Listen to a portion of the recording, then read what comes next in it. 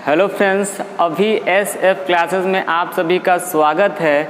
अगर आप हमारे YouTube चैनल पे नए हो तो चैनल को सब्सक्राइब ज़रूर कीजिए। आज हम NCERT क्लास 10th मैथ का चैप्टर नंबर 3 दो चर वाले रैखिक समीकरण युग्म की प्रश्नावली 3.3 के प्रश्नों को पढ़ेंगे। देखिए, आज हम प्रश्न संख्या 3 के प्रश्नों को लगाएंगे। ये जो प्रश्न है ये स्टेटमेंट बेस है, कथन पे आधारित प्रश्न है। क्लियर है। और यूपी बोर्ड के एग्जाम में कथन बेसिस क्वेश्चन हमेशा पूछे जाते हैं। आइए आज ये पढ़ा जाए कि स्टेटमेंट वाले जो भी प्रश्न होते हैं उनको कैसे लगाया जाता है। जो क्वेश्चन नंबर 3 है, निम्न समस्याओं में रैखिक समीकरण युग्म बनाइए और उनके हल प्रतिस्थापन विधि द्वारा ज्ञात कीजिए। दो संख्याओं का अंतर 26 है और एक संख्या दूसरी संख्या की 3 गुनी है, उन्हें हमको क्या करना है, फाइंड करना है। जब भी आपसे अंतर पूछे, अंतर का मतलब क्या होता है, सब्ट्रैक्शन, घटाना होता है। और अंतर हमेशा बड़ी संख्याओं में से छोटी संख्याओं को घटाया जाता है। इसीलिए जब इस प्रश्न को हम लगाएंगे तो सबसे पहले जो भी कथन वाले प्रश्न होते हैं उसमें पहले लाइन में माना जाता है उन संख्याओं को। तो लिखेंगे माना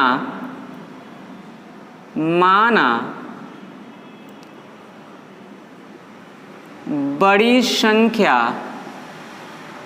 माना बड़ी संख्या x तथा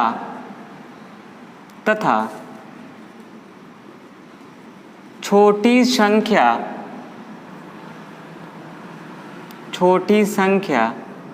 y है।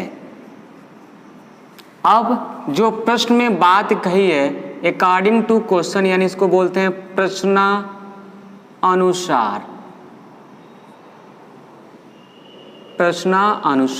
प्रश्न में पहली बात है कि दो संख्याओं का अंतर क्या है, 26 है।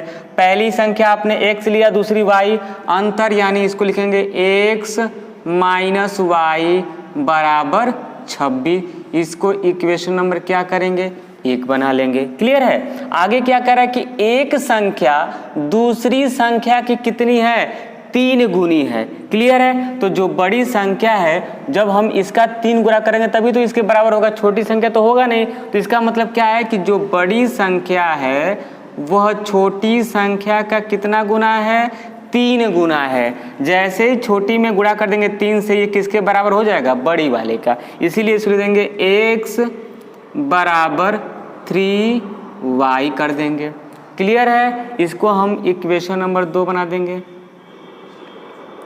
अब हमको क्या करना है, इन दोनों को प्रतिस्थापन विधि से लगाना है।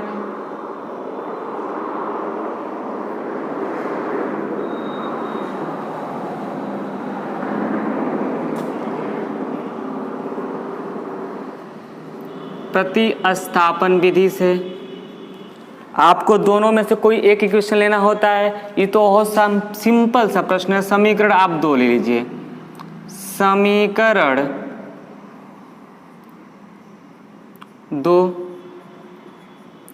2 क्या है, x बराबर 3y। इसमें तो कोई पच इधर उधर लेके जाना ही नहीं है। आप ये जो x की वैल्यू आई है इसको उठा के कहाँ कर देंगे, समीकरण नंबर 1 में। समीकरण 1 में x बराबर 3y रखने पर, अब देखिए आप यहाँ पे इसको 9 भी लिख के आप डायरेक्ट यहाँ लिख सकते थे कि समीकरण 1 में x बराबर इतना रख सकते हैं।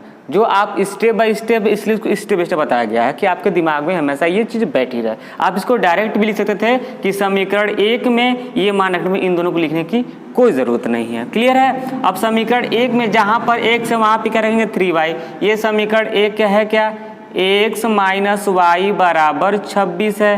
x की जगह पे कितना लेंगे, 3y माइनस y बराबर 26। 3y में से 1 घटा देंगे तो मिलेगा आपका 2y बराबर 26। 2 एकम 2 और 13 दूना 26। तो y की वैल्यू हमको मिल गई कितना, 13। अब y का मान चाहे 1 में रखिए चाहे 2 में रखिए। समीकरण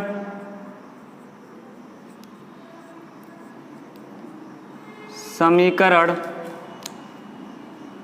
2 में y बराबर 13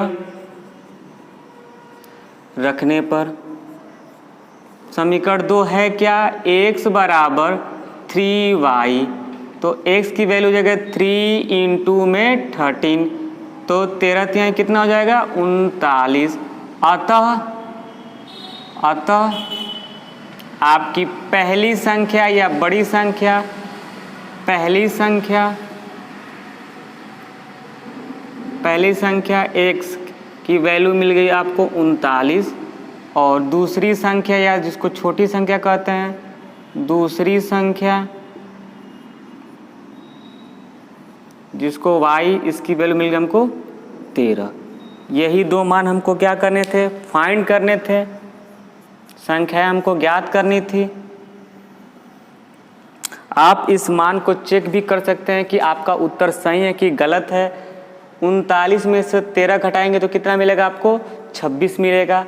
13 का 3 गुना कीजिए, 13 तिहाई 39, बड़ी संख्या मिल गई। अतः ये दोनों संख्या पूछा था कि उन्हें ज्ञात कीजिए, तो पहली संख्या 39 और दूसरी संख्या 13 है। आइए इसका अगला प्रश्न देखा जाए। क्वेश्चन नंबर 3 का सेकंड क्वेश्चन है, दो समपूरक कोणों में बड़ा कोण छोटे कोण से 18 डिग्री अधिक है, उन्हें ज्ञात कीजिए।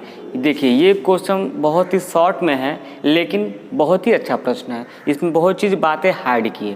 पहली बात, समपूरक कोण यानी सप्लीमेंट्री एंगल क्या होता है, इसके लिए थोड़ा सा आपको त्रिकोणमिति की कुछ बातें जाननी पड़ेगी कि पूरक कोण क्या होता है यानी कम्प्लीमेंट्री एंगल क्या होता है, और समपूरक कोण क्या होता है। तो देखिए पूरक कोण यानी कम्प्लीमेंट्री एंगल, कोई भी दो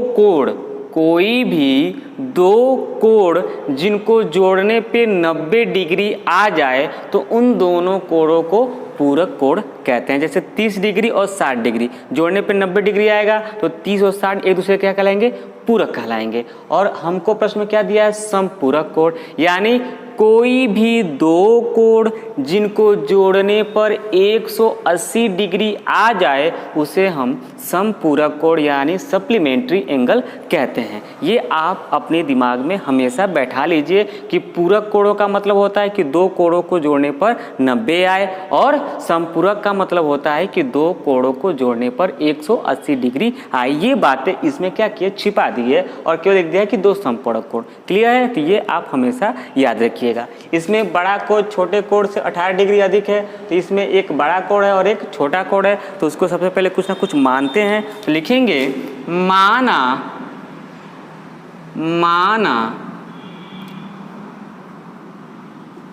बड़ा कोण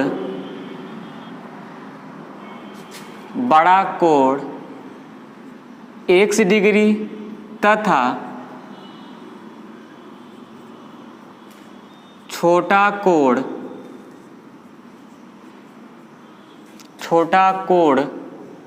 y डिग्री है। अब अकॉर्डिंग टू क्वेश्चन, प्रश्न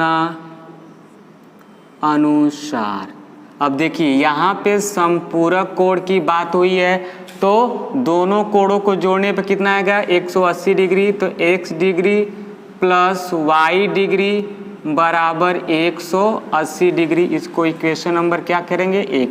ये बात प्रश्न में नहीं दिया है, ये आपको याद करना पड़ेगा कि समपूरक कोण का मतलब क्या होता है। क्लियर है। अब आगे क्या कि बड़ा जो कोण है x, वो छोटे कोण से कितना अधिक है, छोटे कोण से 18 डिग्री अधिक है। ध्यान देखिएगा, ये आपका बड़ा वाला कोण है, ये आपका छोटा कोण है। छोटे कोण में अधिक का मतलब होता है प्लस करना। छोटे कोण में जैसे ही 18 आप जोड़ देंगे तो ये क्या हो जाएगा, बड़े कोण के बराबर हो जाएगा। क्लियर है। इसको हम इक्वेशन नंबर क्या कर देंगे, 2 बना देंगे। इक्वेशन 2 बन गया आपका। फिर से समझिए कि बड़ा कोण छोटे कोण से 18 डिग्री क्या है, अधिक है, यानी छोटे वाले कोण में जैसे 18 जोड़ देंगे वो किसके बराबर हो जाएगा, बड़े वाले कोण के बराबर हो जाएगा। क्लियर है। अब देखिए इक्वेशन 1 और इक्वेशन 2, इसको करना है प्रतिस्थापन विधि से।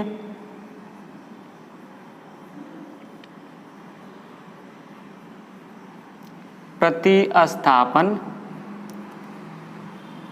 विधि से। अब देखिए प्रतिस्थापन विधि में होता क्या है कि किसी एक इक्वेशन को लेके पहले उसको क्या करते हैं, चरों को पक्षांतर करते हैं। इसमें इक्वेशन 2 में चर ऑलरेडी क्या है, पक्षांतर है। इसमें यहाँ पे देखिए एकल ही चर है, दूसरा इधर आ गया है, तो आपको अब समीकरण दिलना नहीं है, आपको क्या करना है, सीधे समीकरण 2 का मान समीकरण 1 में प्रतिस्थापित कर देना। तो लिखेंगे यहाँ पे समीकरण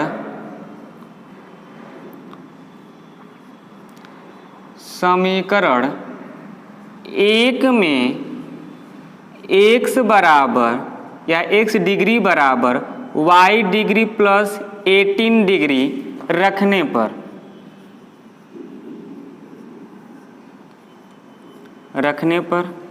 रखेंगे तो x की जगह पे ये x है, तो इक्वेशन पे लीजिए x degree plus y degree बराबर 180 डिग्री। x के जगह पे रखेंगे y डिग्री प्लस 18 डिग्री आप प्लस फिर आपका y डिग्री बराबर 180 डिग्री। अचर वाले को एक पक्ष में और ये तो चर आपका एक ही पक्ष में, y और y जोड़ेंगे कितना आएगा, 2y डिग्री। 180 डिग्री प्लस का उल्टा होता है माइनस। अब इसको घटाइए तो घटाएंगे तो कितना आएगा आपका, ये 2 हो जाएगा आपका, 6 7 में से 1 जा 6 हो जाएगा, ये 1 हो जाएगा। 162 डिग्री, 2 एकम 2, 2 अट्ठे 16 और 2 एकम 2, तो ये हो जाएगा y डिग्री की वैल्यू हो जाएगी आपका 81 डिग्री। पहला उत्तर हो गया। अब क्या करेंगे, समीकरण